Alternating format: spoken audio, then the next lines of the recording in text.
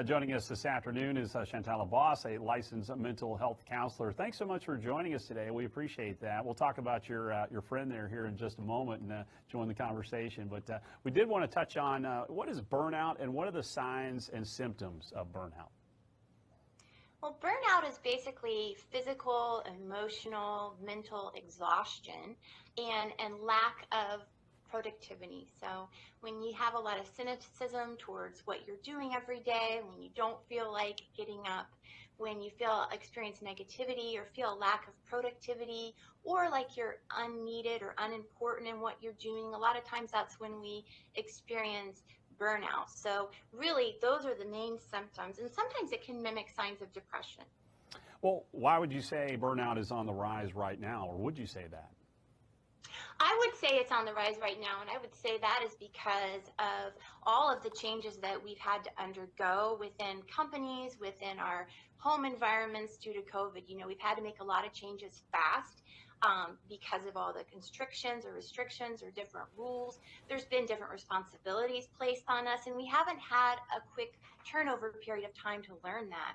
Also, there's been a shortage in certain employees, and so people have to take on more roles. And so that all in a quick time leads to burnout. And maybe people aren't able to learn those roles or take on those responsibilities in a timely manner so that they can feel effective in their job. I also think the lack of communication, the lack of connection with coworkers if you're virtual, as well as if you're at home, added stress if there are kids there doing school or the daycares are closed. There's so many things piled up due to what has happened in the past year that can really attribute to burnout. Mm-hmm. Can you pinpoint how burnout affects our overall mental health, and is it sustainable? Well, it affects our overall mental health because it affects how we relate to others. It affects how we interact. It affects our productivity at work. So if increased periods of burnout can really affect daily life and lead to depression, anxiety, and an overall sense of unwellness. So burnout is not sustainable. We all can have it, it happens, but for it to continue for a long period of time is not good. So it's definitely important that we recognize what it is and then we figure out how to address it. Are there some practical ways that someone can deal with burnout? Well, number one is addressing it and recognizing it and not beating ourselves up, because a lot of times people that are burnout are perfectionists and they feel like they have to do 20 million things and they have to do it all perfectly.